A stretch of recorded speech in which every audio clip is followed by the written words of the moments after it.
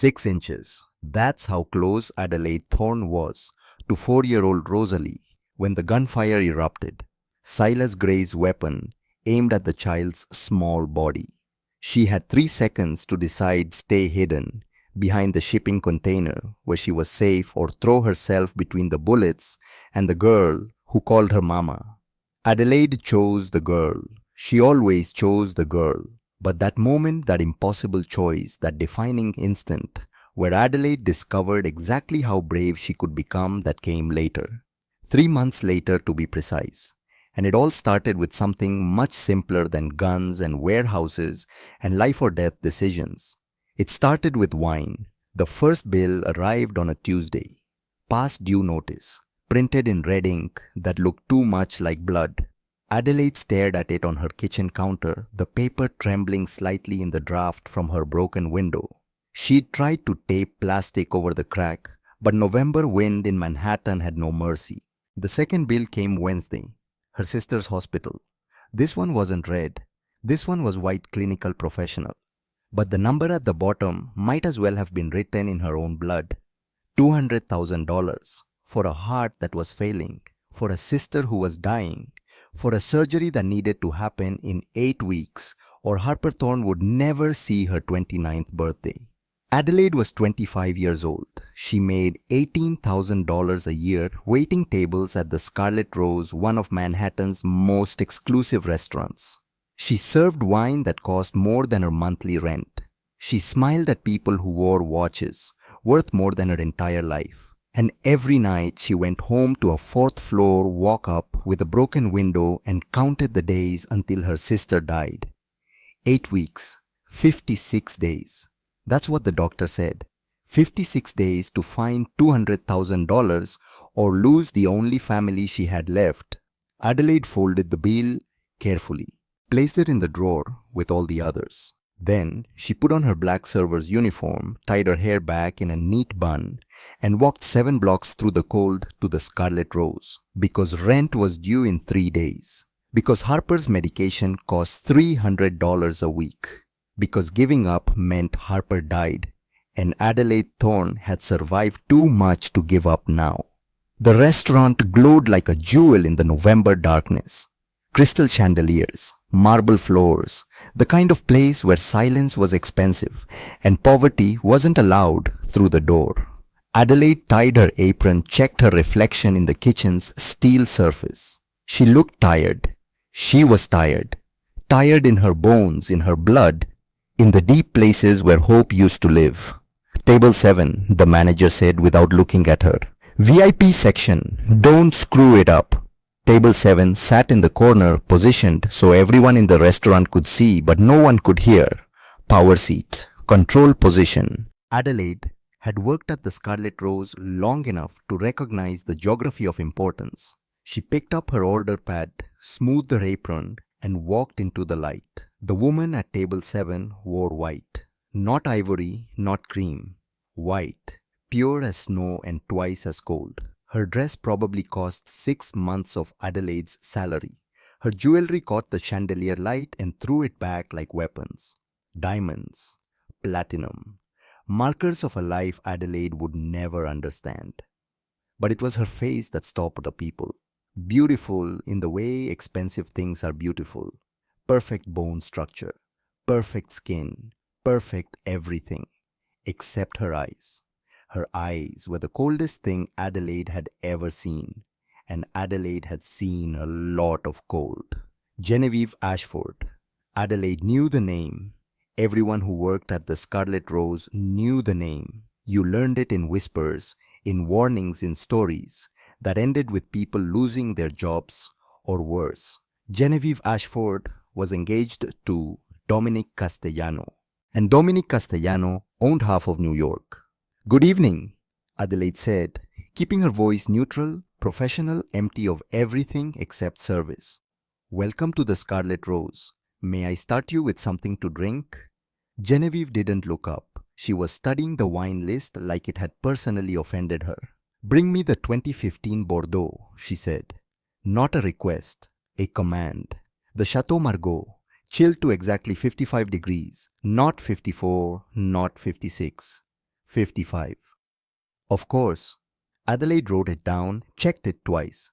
When you serve people like Genevieve Ashford, you didn't make mistakes. Mistakes got you fired. Or worse. I'll bring that right away. She walked to the wine cellar, her footsteps silent on the marble. Selected the bottle carefully. Chateau Margaux 2015.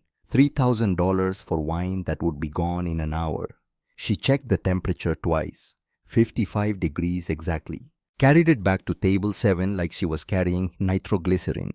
Because in a way she was. Adelaide presented the bottle label, facing Genevieve. Opened it with practiced precision. Poured exactly 2 ounces into the tasting glass. Waited. Genevieve sipped. Swallowed. Set the glass down with a click that sounded like a gunshot in Adelaide's mind.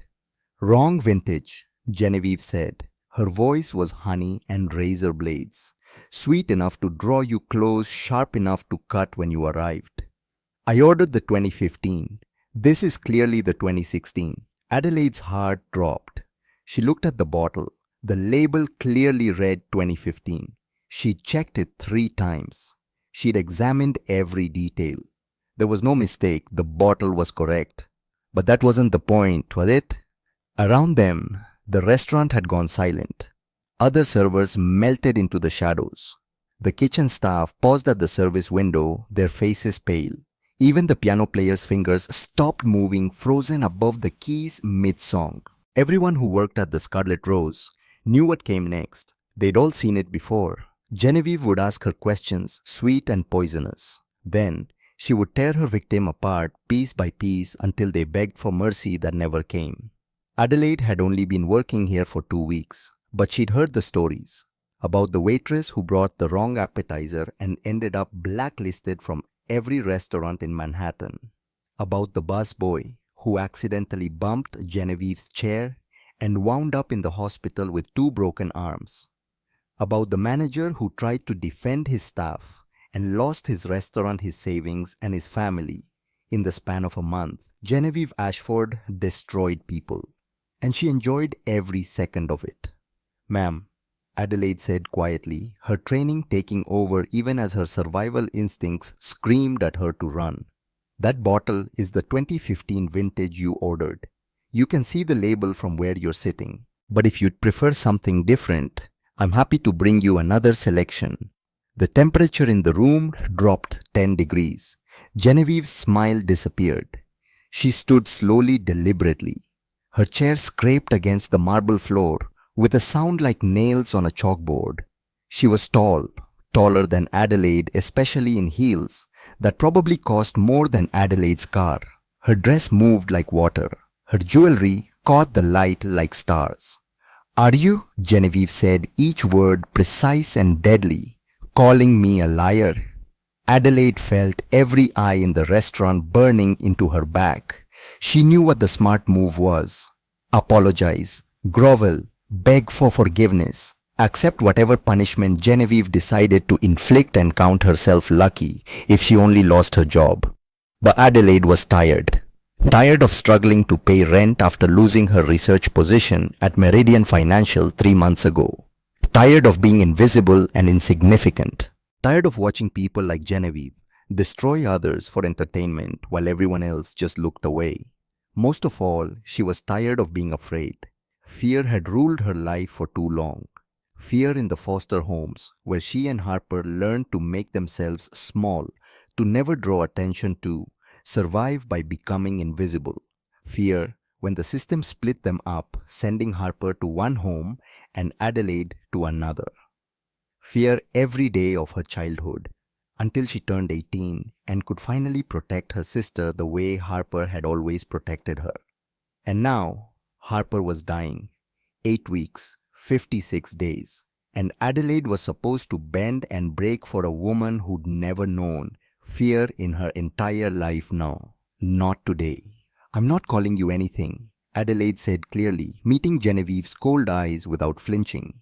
"I'm stating a fact. The bottle is 2015. Your order was 2015. If there's a problem with the wine itself, I'll gladly replace it. But the vintage is correct."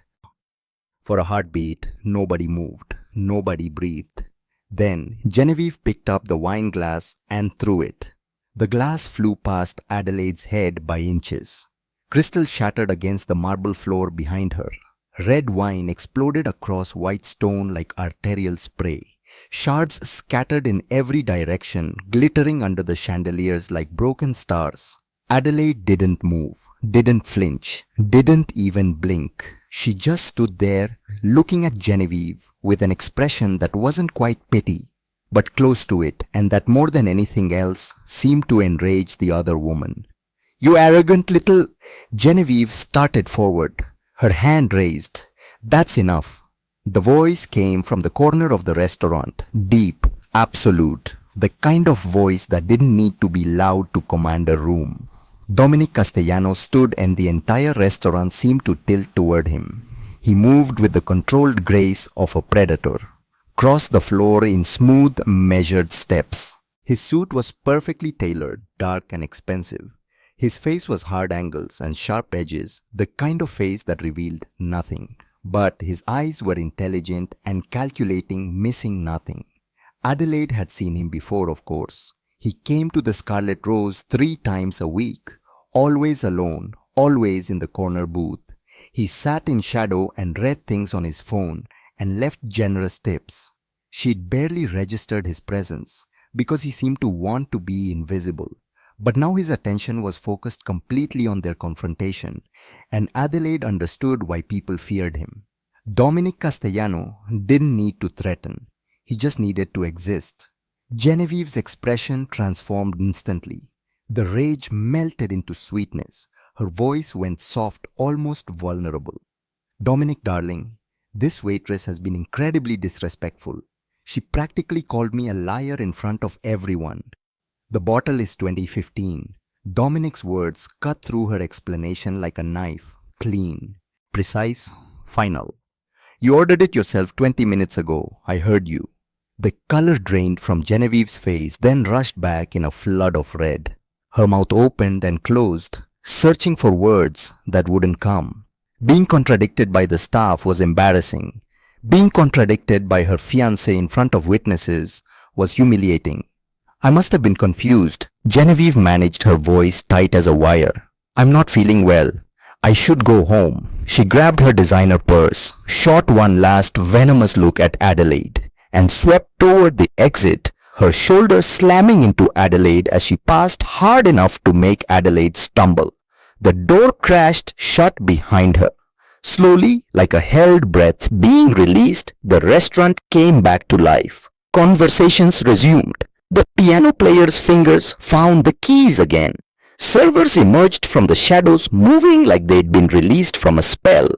Dominic was still standing there. "What's your name?" he asked. "Adelaide Thorne, sir." "You're new 2 weeks." It wasn't a question. He knew. "Yes, sir." He just studied her for a long moment. His eyes were dark, intelligent, weighing and measuring.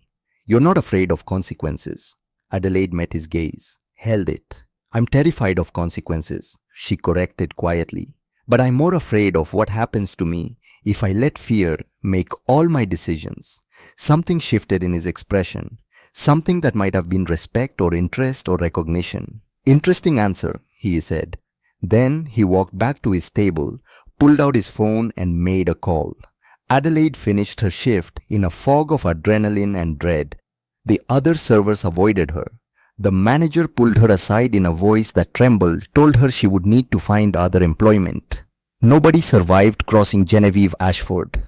"Pack your things. Pick up your last check Friday. Don't come back." She walked home through the cold November night, her coat pulled tight against the wind.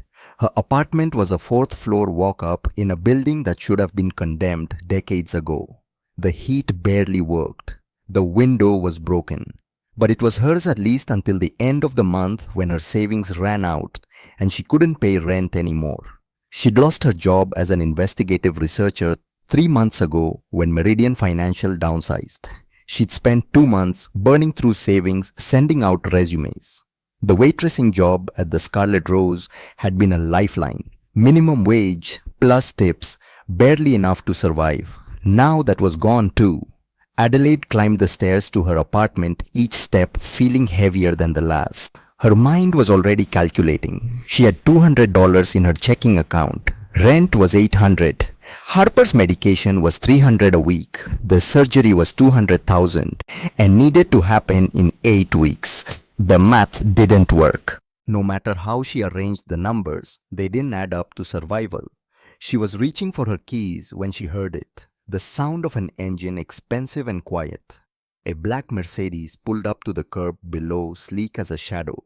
The back window rolled down. Dominic Castellano looked out at her from the darkness. "Adelaide Thorne," he said. "Not a question, a statement. Get in. We need to talk." Every instinct screamed at her to run. This was how people disappeared in New York. Black cars and powerful men and conversations that ended in places you couldn't come back from. But Adelaide also knew that running was pointless. If Dominic Castellano wanted to find her, he would. And besides, what did she have left to lose? Harper was dying. She had no job. She was 8 weeks from watching her sister's heart give out. What was one more risk? She got in the car. The interior smelled like leather and expensive cologne. Dominic sat across from her, his posture relaxed but his eyes alert. The driver pulled away from the curb, smoothly heading north toward Central Park. "Where are we going?" Adelaide asked. "Nowhere specific. I wanted to have a conversation without an audience." Dominic studied her in the dim light. "You surprised me tonight. Is that why you're here, to punish me for embarrassing your fiancée? If I wanted to punish you, we wouldn't be having this conversation." He leaned forward slightly. "Tell me something. What did you do before you started waiting tables?" Adelaide hesitated, then decided that honesty was the only currency she had left. "I was an investigative researcher for Meridian Financial.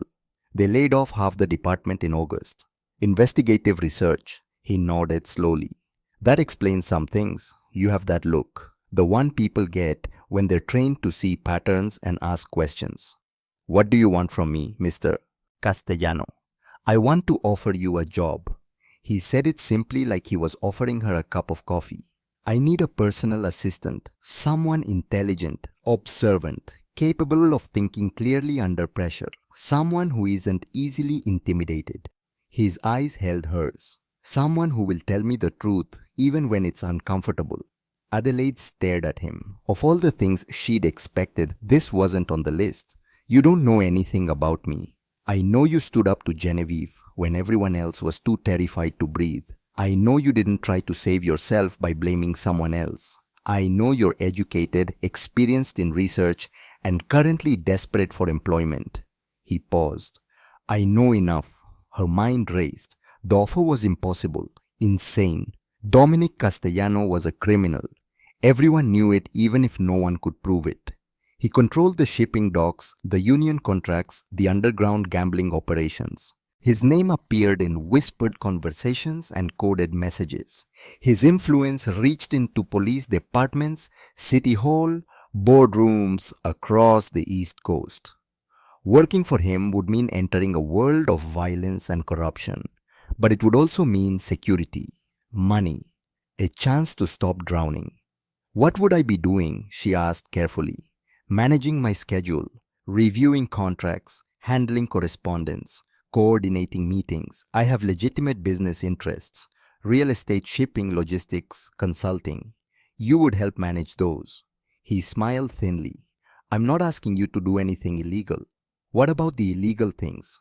"You'll never be asked to participate in those. You have my word." His word. The word of a man who ruled New York's underworld from the shadows. Adelaide should have laughed, should have refused, should have gotten out of the car and run as far as her legs could carry her. "The salary would be $200,000 a year to start," Dominic continued. "Health insurance, retirement benefits, all legal, all documented. $200,000. Adelaide made $18,000 at the Scarlet Rose. This was more money than she had ever imagined making. This was also a deal with the devil. "Why me?" she asked again. "Really? Because everyone else is afraid of me. They tell me what they think I want to hear. You don't do that." He leaned back. "When you looked at Genevieve tonight, you saw someone trying to control you through fear and you refused to play along. That's rare. That's valuable. The car had circled back to Adelaide's building. Dominic pulled a business card from his jacket and held it out. It was expensive stock with nothing printed except a phone number. "Think about it," he said. "You have until tomorrow evening. Call that number with your answer." Adelaide took the card. "What if I say no?" "Then you say no. You go back to your life and we never speak again." His eyes held hers. "But I don't think you will." "Why not?" "Because you're drowning, Adelaide Thorne, and I'm offering you a lifeline. The question isn't whether you'll take it. The question is whether you're brave enough to grab on even though you don't know where it leads." Adelaide got out of the car and stood on the cracked sidewalk watching the Mercedes disappear into the night. She looked down at the business card, at the simple phone number that represented a choice between safety and danger, poverty, and security, dying slowly, or risking everything for a chance to live. She went upstairs, made tea with water heated in the microwave because her stove didn't work, sat by the broken window and watched the city lights blur through the plastic she taped over the crack. Harper's face appeared in her mind. Her sister at 12 stepping in front of their foster father's raised fist. Taking the beating meant for Adelaide. Protecting her little sister the only way she knew how. Harper had never hesitated, had never counted the cost. She just acted. Maybe it was time Adelaide did the same.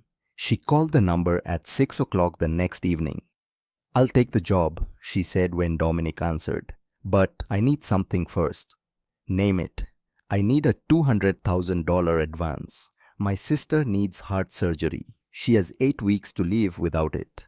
Silence on the other end. Adelaide held her breath. She'd overplayed her hand, asked for too much. This was where he'd tell her no, where he'd done.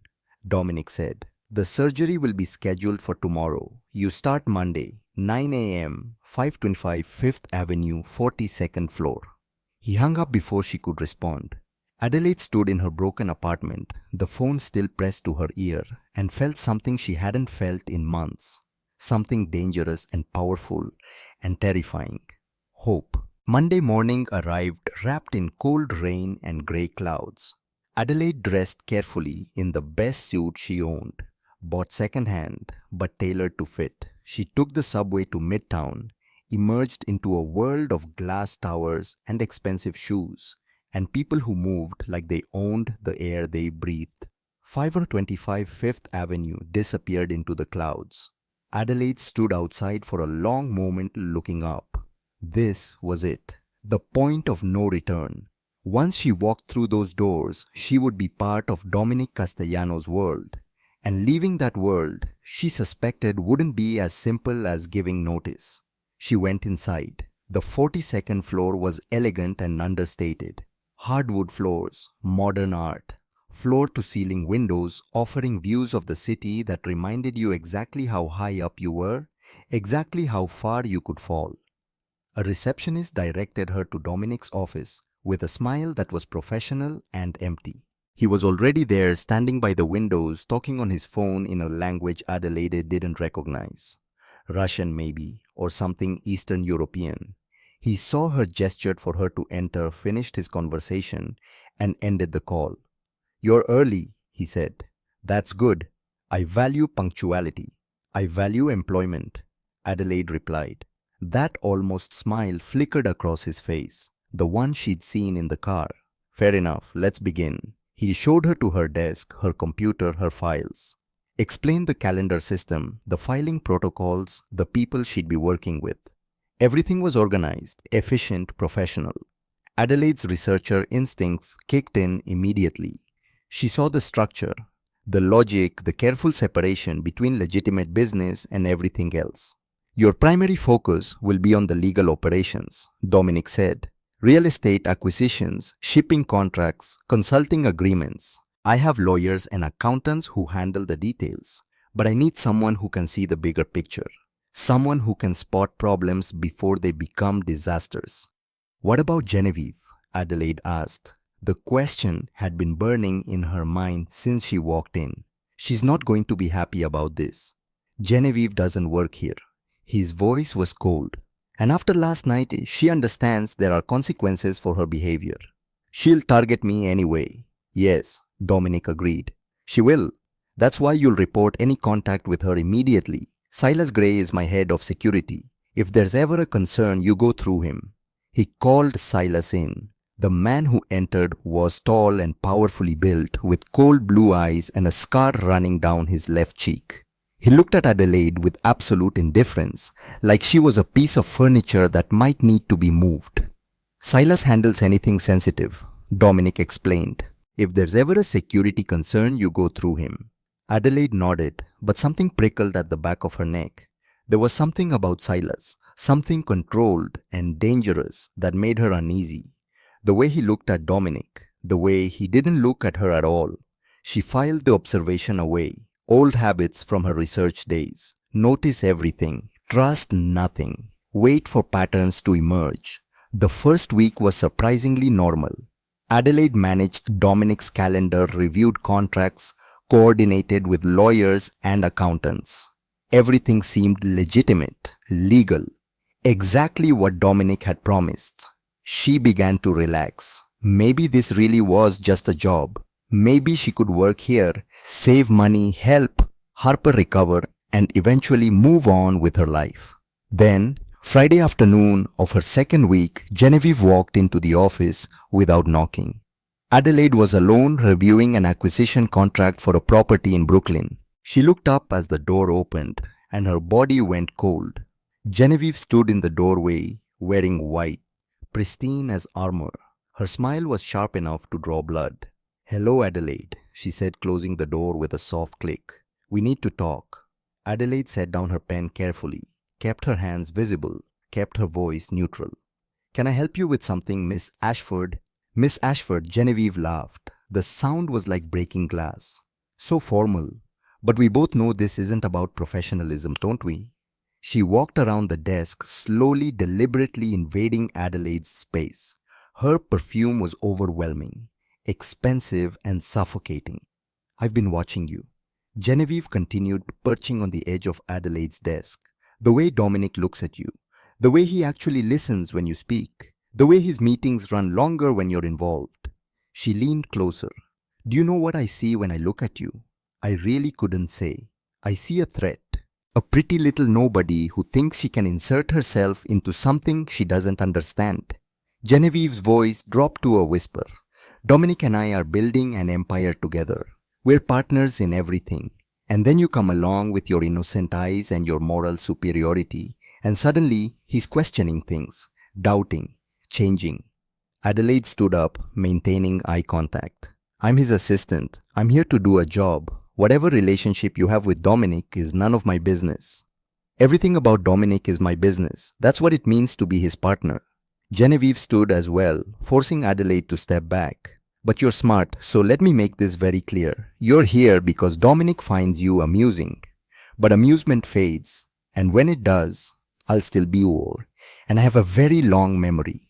She walked to the door, then paused, looked back over her shoulder. "One more thing, standing up to me in a restaurant is one thing, but if you ever truly get in my way, you'll learn what real consequences look like." Her smile was ice and venom. "Ask around. Ask what happens to people who cross Genevieve Ashford." She left. Adelaide sank back into her chair, her hands finally starting to shake. The delayed reaction she'd been holding back.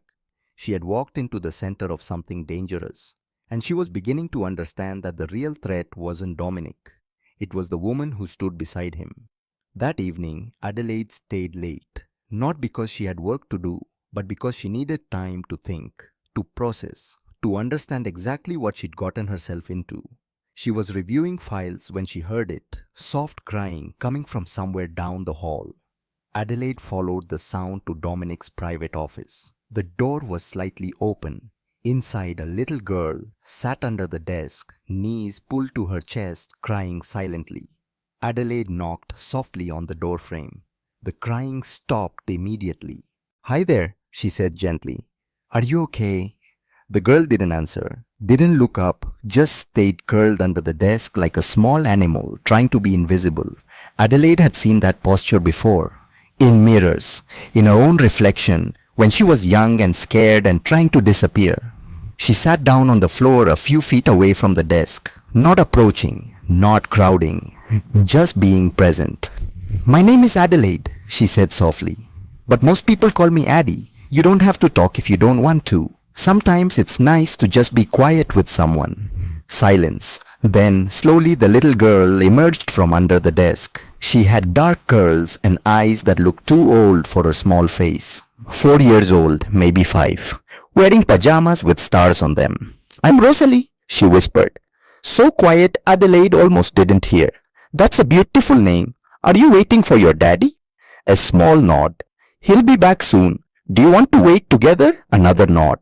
Rosalie moved closer just a little. Adelaide stayed still, letting the child come to her in her own time. My sister used to have bad dreams, Adelaide said. When we were little, she'd wake up scared and I'd tell her stories until she felt safe again. Do you want to hear one? Rosalie nodded again and Adelaide began to speak.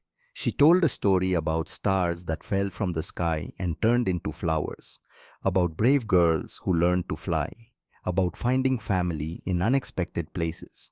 By the time Dominic returned, Rosalie was sitting next to Adelaide, their shoulders barely touching. The little girl's eyes were starting to close. Dominic stood in the doorway, frozen. He looked at his daughter actually sitting with another person, something he clearly hadn't seen in a long time. His expression shifted through surprise, confusion, and something that might have been pain. She never... He started, then stopped. She doesn't usually talk to strangers. Or maybe she knows I am not a stranger, Adelaide said quietly. I'm someone who understands what it's like to be scared. Rosalie's eyes opened. She looked at her father, then at Adelaide. Stay, she whispered. I have to go home tonight, Adelaide said gently. But I'll be here tomorrow, and the day after that, and the day after that. Promise. Adelaide looked at Dominic, saw something in his eyes that she couldn't name. Something vulnerable and desperate and hopeful. Promise, she said. She helped Rosalie up, watched Dominic scoop his daughter into his arms. The little girl tucked her head against her father's shoulder but kept her eyes on Adelaide. Thank you, Dominic said. 2 words, but the weight behind them was immense.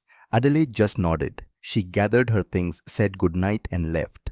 But as she walked to the elevator, she felt it. The shift. The change. She'd come here for a job, for money, for a chance to save her sister. But something else was happening. Something she hadn't planned for. She was starting to care. About Rosalie, who cried silently under desks and whispered promises. About Dominic, who looked at his daughter with love and guilt in equal measure. About this broken family that didn't know how to heal. And caring Adelaide knew from long experience was dangerous. Caring meant vulnerability. It meant having something to lose. But as she rode the elevator down 42 floors, Adelaide couldn't bring herself to regret it.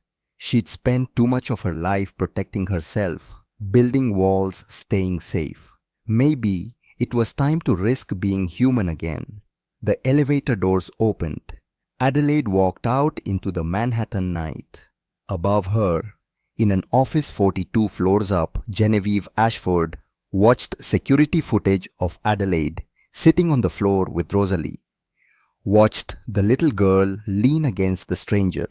Watched Dominic look at Adelaide like she was something precious. Genevieve's perfectly manicured nails dug into her palm.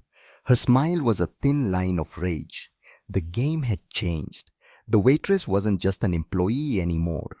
She was a threat, and Genevieve Ashford destroyed threats. She picked up her phone and made a call. Silas, she said sweetly, we need to talk. It's about Adelaide Thorne. Part 2, the investigation. The nightmares started on Adelaide's 3rd week, not hers, Rosalie's. The little girl would wake screaming at 2 in the morning, and somehow Adelaide always knew. She'd wake in her own apartment 7 miles away, heart-pounding phone already in her hand before it rang. Dominic's voice would come through tight with helplessness. She's asking for you. And Adelaide would dress in the dark, catch a cab through empty streets, arrive at the penthouse where Dominic lived with his daughter and his ghosts. Rosalie would be tangled in sheets, face wet with tears, unable or unwilling to speak. Adelaide would sit on the edge of the small bed and tell stories in the dark about stars and flowers and brave girls who learned that fear couldn't touch them if they didn't give it permission. The first night, Rosalie just cried. The second night, she let Adelaide hold her hand. The third night, she whispered a single word, "Stay." By the end of the first week, Rosalie was falling asleep mid-story, her small hand wrapped around Adelaide's fingers. Adelaide would sit there until the little girl's breathing deepened until she was certain the nightmares wouldn't return.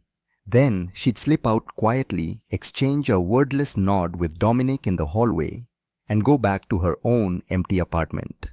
The second week, Rosalie started talking. Not much, just soft words.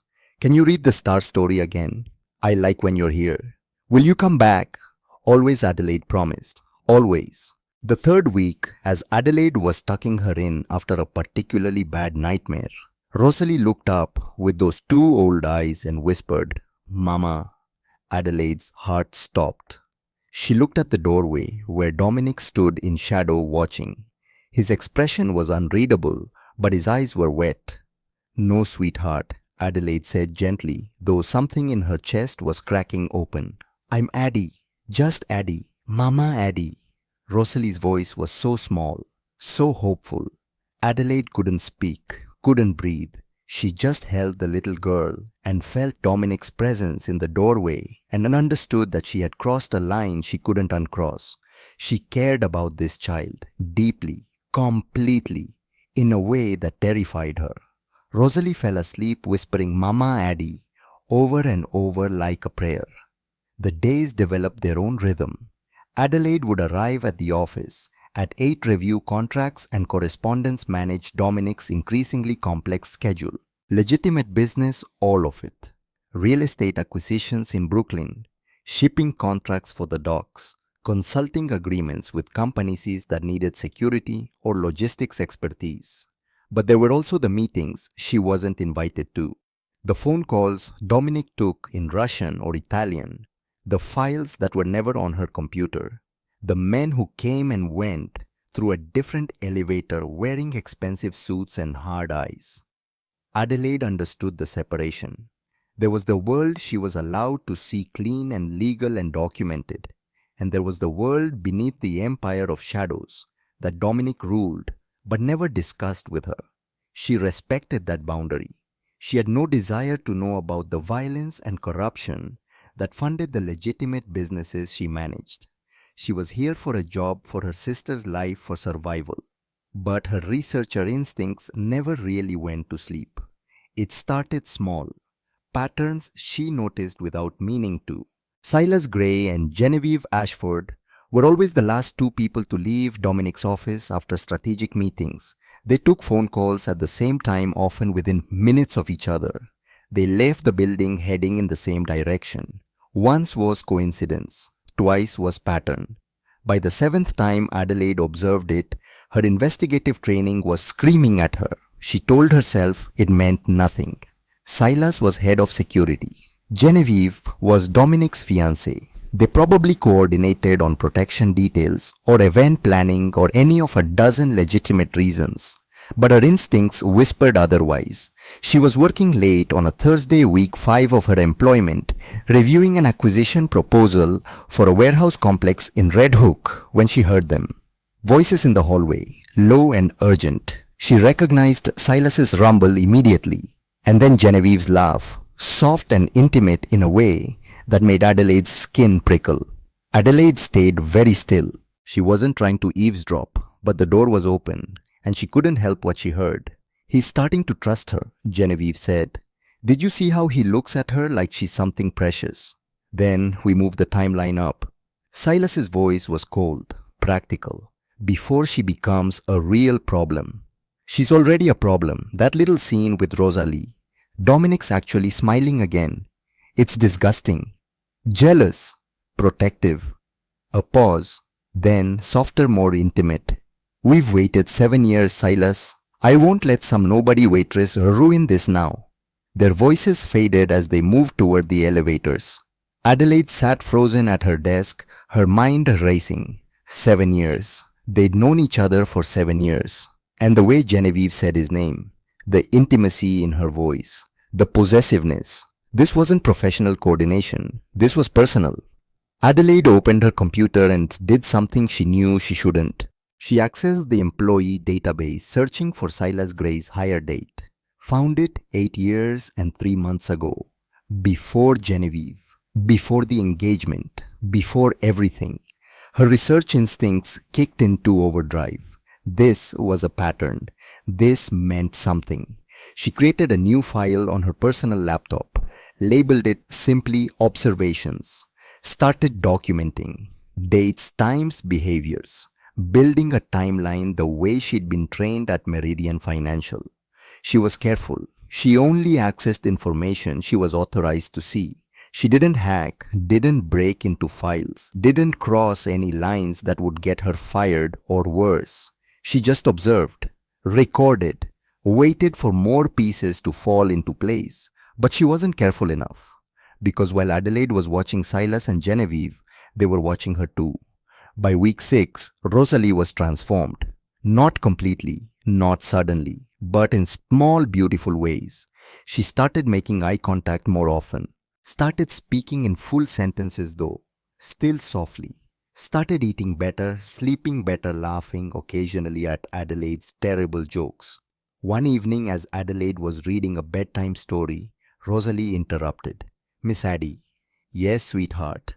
"Why don't you have a little girl?" Adelaide's breath caught. I never had the chance, I guess." "You could have me," said so simply, so matter-of-factly. "I could be your little girl. And you could be my mama, not instead of my real mama, but also." Adelaide looked up. Dominic was standing in the doorway again. He'd been there a lot lately watching these moments. His expression was raw, vulnerable. "I would be honored," Adelaide said softly, "to be your mama, Addie, if your daddy says it's okay." Dominic's voice was rough when he spoke. "It's more than okay." Rosalie beamed, threw her arms around Adelaide's neck. "Mama Addie." That night, after Rosalie fell asleep, Adelaide found Dominic in the kitchen. He was making tea, his movements mechanical. When he heard her, he turned. "You brought her back," he said. His eyes were wet. "I thought I'd lost her when her mother died, but you brought her back." "She brought herself back," Adelaide said. "She just needed someone to make her feel safe." "She feels safe with you." Dominic moved closer. "And so do I." Adelaide's breath caught. He was standing very close now. Close enough that she could see the exhaustion in his face, the weight he carried, the man beneath the reputation. "You shouldn't," she said. "Feel safe with me. You barely know me." "I know enough." His hand came up, fingers brushing her cheek so gently. It felt like a question. "I know you work until midnight, reviewing contracts to make sure I don't get cheated. I know you drop everything when my daughter has nightmares. I know you're brave and honest and everything good that I'm not." "Dominic, tell me to stop," he whispered. "Tell me this is wrong, that you're my employee, that I'm engaged to someone else. Tell me all the reasons this can't happen." Adelaide should have stepped back, should have maintained professional distance, but she didn't. "I can't," she admitted, "because I feel it too. Whatever this is, I feel it too." He leaned in. She rose on her toes. They were a breath apart. Dominic's phone rang. They both froze. Then pulled back, creating space, rebuilding walls. Dominic answered the phone, his expression shifting to cold professionalism. When he hung up, the moment was gone. "It's late," he said formally. "You should go home." Adelaide nodded, gathered her things. But as she left, she felt his eyes on her all the way to the elevator. Something had changed between them, something dangerous and powerful and impossible to take back. The following week, Adelaide's observations started forming a picture she didn't like. She'd documented 15 instances of Silas and Genevieve coordinating their movements. But it was more than that. There was something in the way they moved around each other, the careful distance they maintained in public, the way their eyes would meet across a room and hold just a fraction too long. Adelaide pulled up old employment records again. This time she went deeper. found that 3 months after Silas was hired by Dominic, he'd submitted an introduction request. Someone who could help with legitimate business expansion. Someone with connections in real estate and high society. Genevieve Ashford. Adelaide's blood went cold. She dug deeper.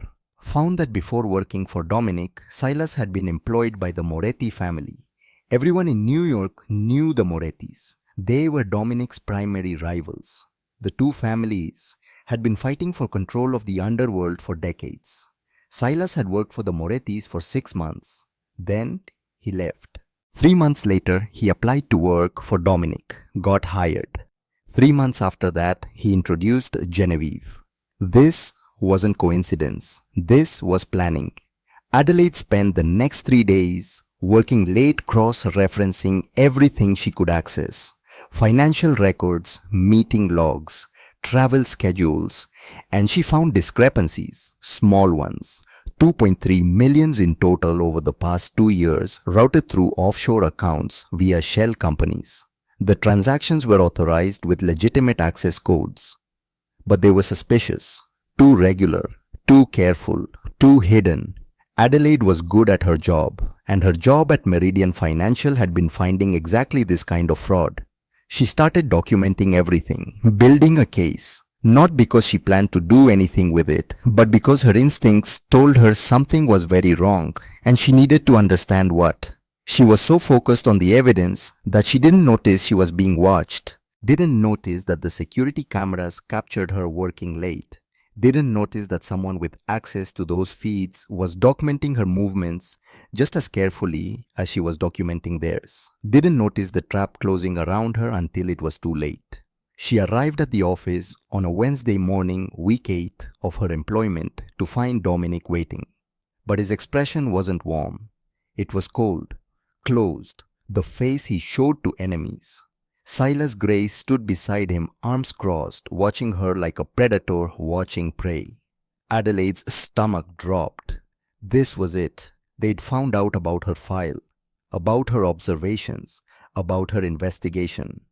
"Sit down, Adelaide," Dominic said. His voice was ice. She sat.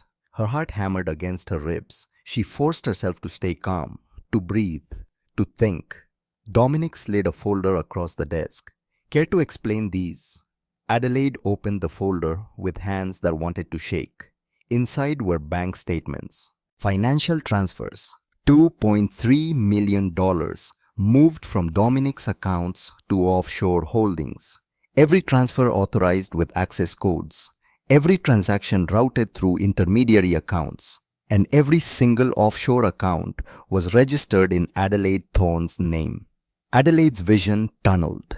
She forced herself to focus, to read, to analyze even as panic clawed at her throat. The transfers had started 3 months ago, before she was hired, before she'd even met Dominic. Someone had set up accounts in her name, used her social security number, created a perfect paper trail showing she was embezzling from Dominic Castellano. She turned the page. Security footage. Timestamps showing Adelaide accessing restricted files at 3 in the morning. Files she'd never opened. Computer logs showing her downloading sensitive information. Emails showing her corresponding with rival organizations offering to sell Dominic's secrets. All of it was perfect. All of it was damning. All of it was fake. Adelaide's mind raced through the evidence like she was back at Meridian Financial. The metadata on the financial transfers was subtly wrong, dates didn't quite align. The timestamps on the security footage had microsecond jumps that indicated editing. The email headers showed burner accounts registered with sloppy proxies. Someone had framed her, and they'd done it well. But not perfectly. "I didn't do this," she said quietly. Looked up at Dominic, held his gaze. "And you know I didn't." "Do I?" His voice was razor sharp. "Because the evidence says otherwise. The evidence is fabricated." Adelaide's voice was steady even though her world was crumbling. "The metadata on these transfers is wrong. Look at the timestamps. They don't align with the transaction dates. The security footage has editing jumps. The email accounts are registered with careless proxies." But she pointed to specific details. explaining each discrepancy with the precision of someone who'd spent years investigating financial fraud. Dominic listened, his expression unreadable. Silas watched with cold eyes, his jaw tight. "Give me 48 hours, Adelaide said. "Let me prove these are fake." "Why should I?" Dominic's words were hard, brutal. "Why should I give you anything?" "Because I've never lied to you, not once." Adelaide's voice shook but didn't break. "You hired me because I told you the truth when it could have destroyed me. I'm telling you the truth now. Someone set me up. Someone who wants me gone. Someone who has access to your systems and knows how to manipulate evidence." She didn't say Silas and Genevieve. "Not yet. Not without proof. And if you believe I'm capable of betraying you like this," Adelaide continued, meeting his eyes, "then you never really knew me at all." Silence stretched between them. Adelaide could see the war happening behind Dominic's eyes. Trust battling doubt, hope fighting fear. Everything they'd built in 8 weeks balanced against evidence that looked damning. Finally, he nodded. Once. Sharp. 48 hours. But if you run, Adelaide, I will find you. I'm not going anywhere. She stood, gathered the folder. Because I'm going to prove someone is trying to destroy me. And when I do, you'll know exactly who you can't trust. She walked out with her head high and her hands steady. Made it to the street. It was only then that her legs started shaking. 48 hours to prove her innocence. 48 hours to uncover a conspiracy. 48 hours before Dominic Castellano decided whether she lived or died. Adelaide pulled out her phone with trembling fingers. Called the only person she could trust. "Daniel Park," the voice answered. "Daniel, it's Adelaide. I need your help, and I need it now." They met at a coffee shop in Brooklyn. Daniel Park looked the same as Adelaide remembered from Meridian Financial. Serious, focused, brilliant at forensic data analysis. He'd been her mentor when she started, and she'd once saved his career by finding evidence that cleared him of insider trading accusations. "This is dangerous, Adelaide," Daniel said, his hands wrapped around his coffee cup. "Dominic Castellano isn't someone you mess with." "I'm not messing with him. I'm trying to save my life." Adelaide slid her laptop across.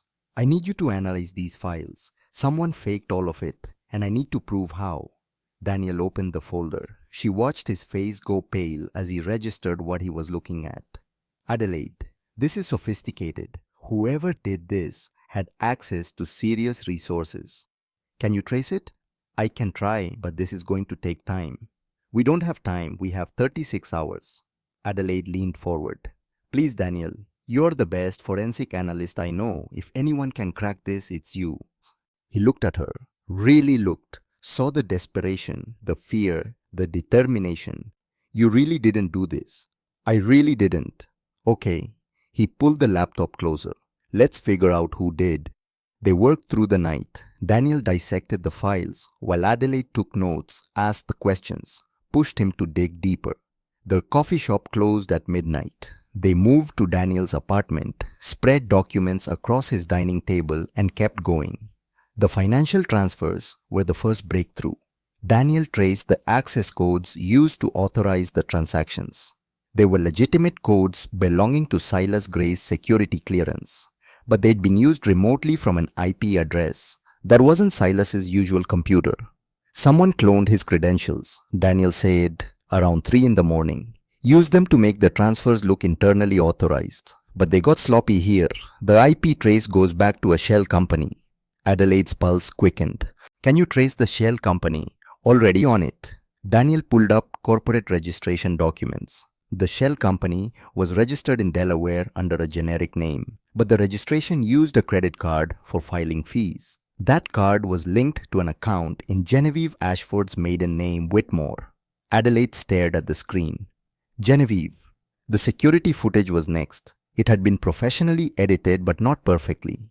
Daniel found frame rate inconsistencies, lighting adjustments that were too smooth, metadata showing the file had been processed through editing software registered to the same Delaware shell company. The burner phone emails were the sloppiest part. The accounts had been created using anonymous services, but the registration required phone verification. That number had been purchased with a credit card registered to Silas Gray. By 6 in the morning, they had a picture. Not complete, but clear enough. Someone with access to Silas's credentials and Genevieve's resources had framed Adelaide. "Why you?" Daniel asked. "Why would they target you specifically?" Adelaide thought about the overheard conversation, about 7 years of waiting, about the way Genevieve's voice went soft when she said Silas's name, about patterns she'd been documenting. "Because I've been watching them," she said slowly, "documenting their movements, using my research training. What if they're not just co-workers? What if they're working together against Dominic?" "That's a big accusation." "I know." Adelaide pulled up her observations file, showed Daniel the timeline she'd been building. "But look at this, they coordinate everything. They're always together, and they've known each other for over 7 years. Daniel's fingers flew over the keyboard. "If you're right, there might be more. Encrypted communications. Let me see what I can find." He worked for 2 more hours, breaking through security protocols, accessing systems that Adelaide knew she shouldn't be accessing. But desperation made criminals of everyone. At 8:30, Daniel sat back. "Adelaide, you need to see this." On his screen were encrypted messages between Genevieve and Silas, going back 2 years. Adelaide read them with growing horror. The messages were careful, coded, but clear enough. References to the plan and when he trusts us completely, and moving the timeline. Discussions about offshore accounts, instructions about eliminating obstacles, and underneath it all, intimacy, pet names, references to what we had before, and second chances, and for us. "They're lovers," Adelaide whispered. "They've been planning this for years. Not just lovers. Look." Daniel pulled up more files. These messages reference a relationship going back at least 10 years. Before Castellano. Before everything. Adelaide's mind raced. Silas and Genevieve knew each other. Then something happened. They broke up. Silas ended up working for the Moretti's Dominic's rivals. Then he got an idea. He could plant himself in Dominic's organization, bring Genevieve in, wait until they were trusted completely, then take everything. Daniel nodded grimly. "And you got in the way. You started noticing patterns, started documenting, so they framed you before you could figure it out." Adelaide checked her watch. 28 hours left. She scrolled through more messages looking for the end game. Found it. Dated 3 weeks ago. "The offshore accounts are ready. 52 MMPs transferred so far.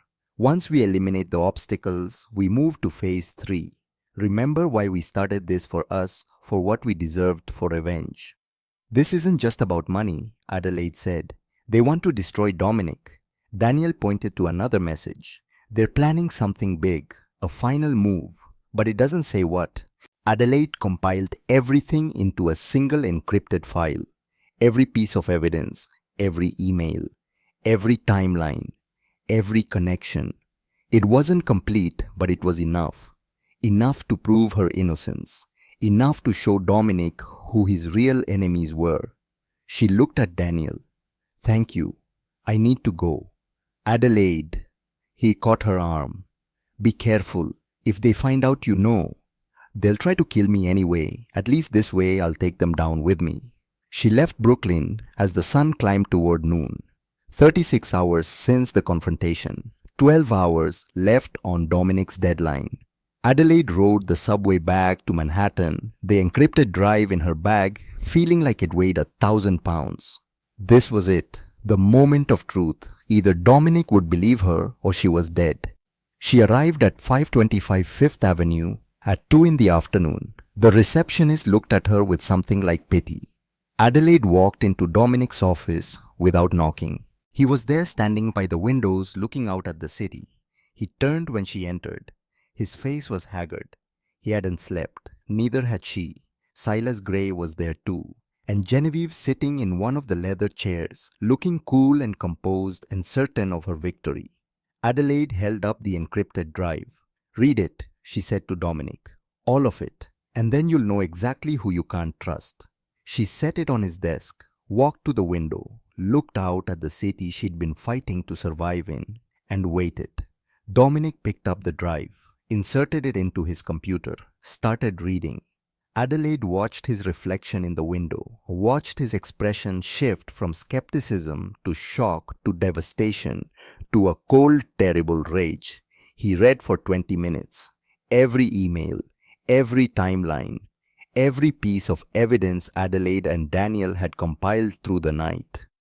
When he finished, he looked up. His eyes found Silas first, then Genevieve. 8 years, he said. His voice was barely above a whisper. 8 years you've been planning this. Silas's face remained impassive. Genevieve had gone white. You introduced her to me. Dominic continued looking at Silas. I trusted you with my life, with my daughter, and you brought her into my world so you could destroy me. Dominic, Genevieve started. Don't. The single word cracked like a whip. Don't say my name. Don't pretend. Don't lie anymore. He stood, walked to the window. Adelaide saw his shoulders trembling, saw the man beneath the reputation crumbling under the weight of betrayal. She moved without thinking, placed her hand on his arm, felt him flinch, then still. I should have seen it, he said quietly, only to her. All the signs were there. They were very good, Adelaide said. They played a long game, but they made mistakes, and I found them. Dominic turned, looked at her. You had 12 hours left. You could have run. I don't run, and I keep my promises. She held his gaze. I told you I'd prove it was fake. I did. Now you know the truth. Something shifted in his eyes. Gratitude, respect, and underneath it, something that looked like hope. He turned back to Silas and Genevieve. Get out, both of you. You're done here. You can't prove any of this, Genevieve said. But her voice shook. I don't need to prove it. I know it. That's enough. Dominic's voice was ice. Get out. And if I ever see either of you again, I won't be this merciful. Silas stood. Genevieve followed. But as they left, Adelaide saw the look Silas shot her. Pure hatred. Pure promise of violence. This wasn't over. Not even close. The door closed. Adelaide and Dominic stood alone in the office. They won't just walk away, Adelaide said quietly. They'll come after you, after me, after Rosalie. I know. Dominic moved to his desk, picked up his phone, but before he could make a call, Adelaide spoke. What are you going to do? He looked at her for a long moment, then made a decision. Something I should have done years ago. He dialed. When someone answered, he said, This is Dominic Castellano. I want to speak with federal prosecutors. I have information, and I want a deal. Adelaide's eyes widened. Dominic, I'm tired, Adelaide. Tired of this life. Tired of looking over my shoulder. Tired of wondering when someone will use Rosalie against me. He looked at her. I want out. Really out. And the only way out is through them. They'll want everything, I know. And I'm ready to give it. His jaw tightened. But first we deal with Silas and Genevieve. Once they're in custody, once you and Rosalie are safe, I'll give the FBI my empire. Over the next 10 days, while pretending to be broken, Dominic met with federal prosecutors in secret, negotiated immunity for himself and Adelaide, protection for Rosalie, the price complete cooperation, every name, every operation, every piece of evidence he had. The deal was struck on day 8. Publicly, Adelaide and Dominic maintained the fiction that their relationship had been destroyed. Adelaide moved to a new apartment in Queens, made a show of looking for other work, acted like a woman who'd been cast out. Meanwhile, Silas and Genevieve grew reckless, started moving money more openly, contacted rivals, planned their final move, a heist that would give them enough capital to disappear forever. But while they planned, Adelaide and Dominic worked in shadows, meeting in safe houses, warehouses in Brooklyn, coffee shops in Queens, building their case, gathering evidence, waiting for the perfect moment to strike. And one night in a warehouse in Red Hook, reviewing documents by lamplight, Dominic stopped working and just looked at her. If this goes wrong, he started, if they realize what we're doing, they'll come for me first. Adelaide finished. I know. I have accepted that risk. Why would you risk everything for someone like me? Adelaide set down her papers, looked at him in the dim light. Because you're not the monster everyone thinks you are. Because underneath all this, you're just someone trying to survive. Because your daughter calls me mama and that means something. Dominic reached out, touched her face. His fingers were gentle, asking permission. Adelaide, he said. Just her name. But the way he said it held everything. She moved closer. So did he. And when they kissed, it felt like falling and flying at the same time. Like finding something she hadn't known she was looking for. When they pulled apart, Dominic's expression was serious. Raw. When this is over, we'll figure it out, Adelaide finished. But first we have to survive. They went back to work, setting their trap, waiting. And 2 days later at 3 in the morning, Adelaide's phone rang. Dominic's voice was pure ice. They took her. They took Rosalie. Adelaide's world stopped. What? Ransom note. My empire or my daughter. 2 hours. His voice cracked. Adelaide, they took my daughter. I'm coming. Where are you? Home. But don't. Adelaide was already moving. Already getting dressed. Already running. Because this was it. The end game. The moment they'd been preparing for. Except Silas and Genevieve had changed the rules. They hadn't just gone after Dominic's empire. They'd gone after his heart. Part 3, The Reckoning. Adelaide's lungs burned as she ran up the steps of Dominic's building. 3:48 a.m. The city was dead silent. Every second that passed was a second Rosalie was terrified. Every heartbeat was one the little girl spent crying for someone to save her. The penthouse door was open. Adelaide burst through to find Dominic standing in his living room, holding a piece of paper in hands that shook. His face was a mask of controlled devastation. Dominic. Adelaide crossed to him, took the ransom note from his trembling fingers. Your empire or your daughter. Sign over control of all operations. Transfer all offshore accounts. You have 2 hours. Instructions will follow. If you contact police, she dies. If you come armed, she dies. If you don't come alone, she dies. Choose wisely. S.S. Silas. Adelaide read it twice. Her mind shifted into analytical mode, looking for patterns, for mistakes, for anything they could use. When did this arrive? She asked. 23 minutes ago. Slipped under the door. Dominic's voice was hollow. They have her, Adelaide. They have my daughter and I don't know where. Stop. Adelaide grabbed his shoulders, made him look at her. Stop. We're going to get her back. Do you hear me? We're going to bring Rosalie home. How if I give them what they want, they'll kill us both. If I don't, we give them what they think they want. There's a difference. Adelaide moved to the window thinking. They want you broken, desperate, making mistakes. We don't give them that. Adelaide, I am broken. I know, but you're also smart and you have resources. She turned back. 2 hours means they need time to set up, which means they're probably still in the city, probably somewhere they feel secure. Dominic pulled out his phone, started making calls, mobilizing his network. Within 10 minutes, he had information. Red Hook, warehouse complex near the docks. Silas accessed it 6 hours ago. Genevieve's car pinged there 90 minutes ago. That's our location. Adelaide was already planning. We need to get there before they're ready, before they expect us. They said come alone. You will. I'll come separately. Adelaide met his eyes. Do you trust me? With my life, with Rosalie's life. Then here's what we're going to do. They moved fast. Dominic assembled a small team, 6 men loyal to him personally, people Silas didn't know about. Adelaide changed into dark clothes. Dominic tried to give her a gun. I don't know how to use it, she said. I'd be more dangerous to us than them. Adelaide, I'm not helpless. I know CPR. I can think under pressure. And I'm not letting anything happen to Rosalie. She looked at him. Or to you. They left separately. Dominic in his obvious Mercedes, Adelaide in an unmarked car with 2 of his men. Different roads to Red Hook. Adelaide's watch read 5:32 when they arrived. 90 minutes since the ransom note. 28 minutes left. The warehouse district was industrial. Abandoned, dark. Adelaide and her escorts parked 3 blocks away. moved through shadows toward the warehouse Silas had accessed. The building was massive. Old brick, broken windows, one entrance showing recent use. "We go in quiet," Adelaide whispered. "Find Rosalie first. Everything else comes after."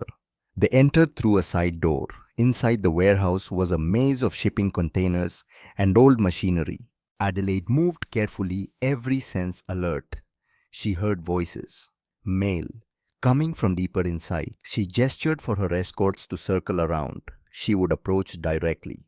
Adelaide crept closer, peered around a container, and saw her, Rosalie, tied to a chair, 4 years old and terrified, tape over her mouth, tears streaming down her face, but alive, conscious. Silas stood nearby, checking his watch. Genevieve paced, 4 armed men positioned around the space. "He's late," Genevieve said. "He should be here." "He'll come. Fathers always come for their children." Silas smiled, cold. "And when he does, we take everything. His empire, his money, and the satisfaction of watching him break before we kill him." Adelaide's blood went ice. They weren't honoring any deal. They were planning murder. She heard it then. An engine, Dominic's Mercedes, right on time, right into the trap. Adelaide made a decision. She stepped out from behind the container, walked into the open with her hands visible and empty. "I'm here for the girl," she said clearly. Every gun swung toward her. Silas's eyes widened. Genevieve's face twisted with rage. "You," Genevieve hissed. "You should be dead, destroyed. You tried. You failed." Adelaide kept walking toward Rosalie, slowly.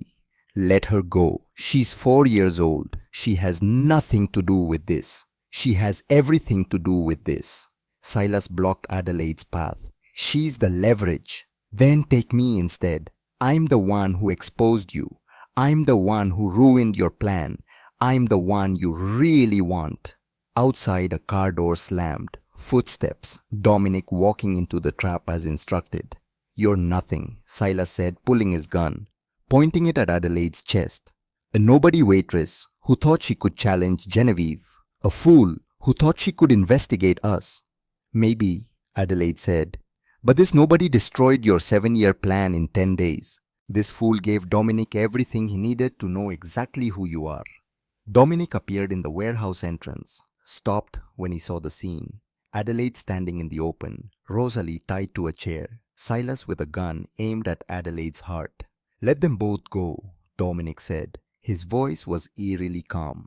"Take the empire, take the money, just let them go." "That's not how this works," Genevieve said. She was smiling now, victorious. "You sign over everything, transfer the accounts, then we decide who lives and who dies." "I'll sign. I'll transfer. Whatever you want." Dominic moved closer. "Just don't hurt them." Adelaide saw it then, the way Dominic's hand moved, the signal they'd planned.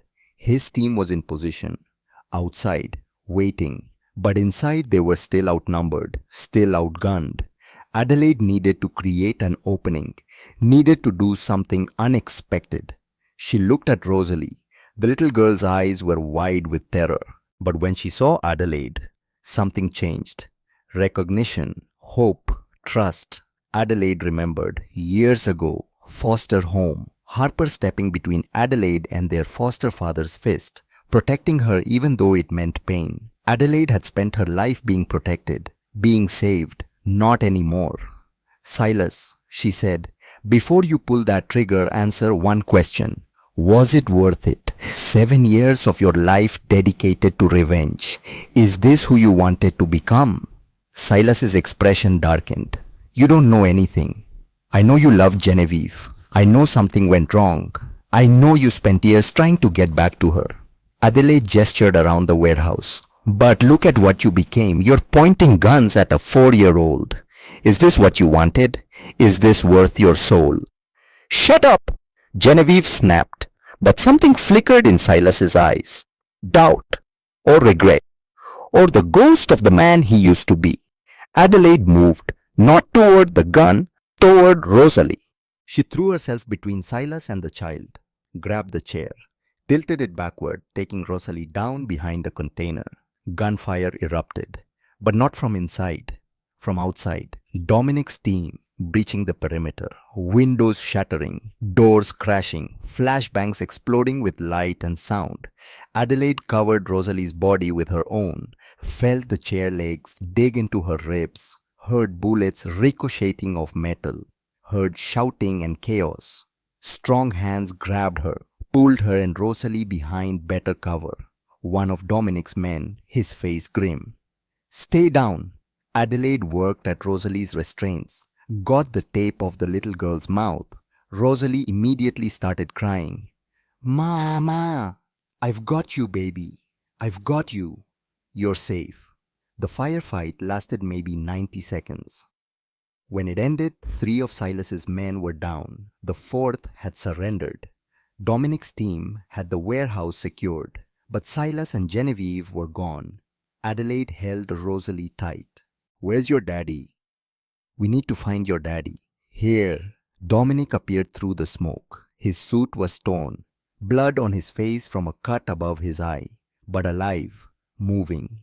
He saw his daughter safe in Adelaide's arms, and his expression crumbled. "Rosalie." "Daddy." The little girl reached for him. Dominic took her from Adelaide, held his daughter like she was the only thing keeping him alive. "She's okay," Adelaide said. "Scared, but okay. Because of you." Dominic looked at Adelaide over Rosalie's head. "You saved her." Again. One of Dominic's men approached. "Boss, we've got them cornered. Backloading dock. They're trapped, but armed." Dominic handed Rosalie back to Adelaide. "Stay here. Keep her safe." "Dominic, I'm ending this." He was already moving toward the back of the warehouse. 5 minutes passed like hours. Adelaide held, Rosalie whispered comfort, tried not to think about bullets and blood. Then Dominic returned, but he wasn't alone. Police, federal agents, people in FBI jackets, and behind them in handcuffs, Silas Gray and Genevieve Ashford. Adelaide stared. "What?" "I made my deal," Dominic said quietly. He knelt beside Adelaide and Rosalie. 3 days ago, I gave them everything. All of it. The illegal operations, the evidence, everything I've built, in exchange for immunity and protection for you and Rosalie. "Dominic, I'm done, Adelaide. Out. No more empire. No more violence." He took her hand. "I choose you. I choose Rosalie. I choose a life that isn't built on fear." Genevieve was screaming as agents led her away. 8 years, 8 years. This wasn't supposed to happen. Silas said nothing, just looked at Dominic with something that might have been respect or acknowledgement that he'd been beaten. An FBI agent approached. "Mr. Castellano, Miss Thorne, we'll need statements, but tomorrow, go home, be with your daughter." They left the warehouse as dawn broke. Dominic drove them back to his penthouse. Adelaide gave Rosalie a bath, washed away the terror, dressed her in clean pajamas, put her to bed. "Mama, stay," Rosalie whispered. "Always," Adelaide promised. "Always." When she emerged, Dominic was on the balcony. Dawn light painted the city gold. He looked exhausted, but also lighter, like he'd been carrying weight so long he'd forgotten what freedom felt like. Adelaide joined him. "You really gave it all up?" "Every bit. I'm cooperating fully with the investigation. I'll testify, provide evidence, and then I'm out." He turned to her. "I meant what I said. I'm done with that life. I want something honest, something I can be proud of when Rosalie asks what I do." "What will you do?" "I don't know yet. Something legitimate." He moved closer. "Something that doesn't make me ashamed." "She loves you," Adelaide said. "No matter what you did, you're her father. And you're her mother." Dominic's voice was rough. "She's called you that for weeks, and I've watched you risk your life for her. I don't deserve you, Adelaide. I don't deserve either of you. But I'm asking anyway." He pulled something from his pocket. A small box. "I know the timing is terrible. I know we should wait. I know there are 1,000 reasons this is too fast." Who opened the box? A simple ring. Beautiful. But I've learned that life is short and tomorrow isn't promised. And when you find someone who makes you want to be better, you don't let them go. Adelaide's breath caught. Marry me, Dominic said. Not because of obligation or fear or convenience, because I choose you, because you challenged me to be someone different, because I love you. Adelaide looked at the ring, at this man who'd given up an empire for his daughter, who'd risked everything to protect them, who was trying every day to be better. I have conditions, she said. Name them. No more lies, no more secrets. You're all the way out or I walk. Done. And we build something honest, something clean, something we can be proud of. I promise. Then yes, Adelaide smiled through tears. Yes, I'll marry you. Yes, I'll be Rosalie's mother. Yes, I choose this. I choose you. I choose us. He slid the ring on her finger, kissed her like she was precious, like she was hope, like she was everything that mattered. Inside, Rosalie stirred, called out softly, Mama. They both went to her, together, a family. 3 months passed in a blur of court dates and testimony. The federal case against Genevieve and Silas became the biggest organized crime prosecution in New York history. 47 arrests. Dominic's testimony was devastating, complete. He gave them everything he knew. In exchange, he got immunity, protection, his freedom. He sold his legitimate businesses, donated half the proceeds to victims of organized crime, set up trust funds for Rosalie and Adelaide, started over. Harper's recovery was complete. She visited, often healthy and glowing, watching Adelaide with Dominic and Rosalie, with tears in her eyes. You did it, Harper said one afternoon. You saved me. You saved them. You saved yourself. We saved each other, Adelaide corrected. That's what family does. On a sunny Saturday in June, Adelaide married Dominic in a garden in Brooklyn. Small ceremony, 40 guests. Harper as maid of honor, Daniel Park there grinning, Rosalie as flower girl scattering petals and laughing. The vows were simple. You saw the worst of me and offered me a chance to be better, Dominic said. You challenged me, changed me, saved me. I choose you, Adelaide, every day, forever. Adelaide's hands trembled. You gave me family. You protected me. You chose truth over empire. You're my home, my partner, my love. I choose you too. They kissed. Rosalie cheered. Mama and Daddy are married. 2 years later, Adelaide stood in their suburban kitchen, one hand on her pregnant belly, watching through the window as Dominic pushed Rosalie on the backyard swing. The house was modest. 3 bedrooms, small yard. Nothing like the Manhattan penthouse, but it was theirs, bought with honest money, filled with laughter. Dominic ran a security consulting firm now, helping legitimate businesses, using his knowledge for good. Home by 5 every evening. Never missed Rosalie's bedtime. Adelaide had opened Thorn investigations, helping fraud victims, building cases, using her skills to help people who couldn't help themselves. That evening, they gathered for dinner, Harper and her fiancé. Rosalie now, 6, chattering about school. Adelaide's hand on her belly where their son kicked. This was everything Adelaide had never let herself dream about. Family, home, safety, love. After dinner, after Harper left, after Rosalie was in bed, Adelaide and Dominic sat on their porch swing. Fireflies danced in the yard. Ordinary suburban peace. Are you happy? Dominic asked. Terrified, Adelaide admitted. A baby. Another life to protect. You won't mess him up. I might. I never had parents who showed me how. Neither did I. But we have each other and we have Rosalie. He pulled her close and she turned out amazing. They rocked gently. Adelaide thought about the journey. From a restaurant where she'd refused to kneel, to a warehouse where she'd chosen to be brave, to this porch swing where she'd found everything that mattered. Do you ever regret it? She asked. Giving up the empire? Never. I was dying in that life, Adelaide. You showed me there was another way. He kissed her temple. You're my home. You and Rosalie. And this life we're building. Inside, Rosalie called out in her sleep, not a nightmare, just dreaming. Mama's here, Daddy's here, I'm safe. And she was. They all were. Years later, when Adelaide's son asked how she met his father, she didn't talk about the restaurant or the warehouse or the investigation. She talked about choice. Courage isn't something you have, she told him. It's something you do. Every time you choose truth over fear, you become braver. And every time you stand up for what's right, you become someone who can't be controlled by fear. She looked out at Dominic, teaching Rosalie to drive, at Harper with her family, at the life they'd all built.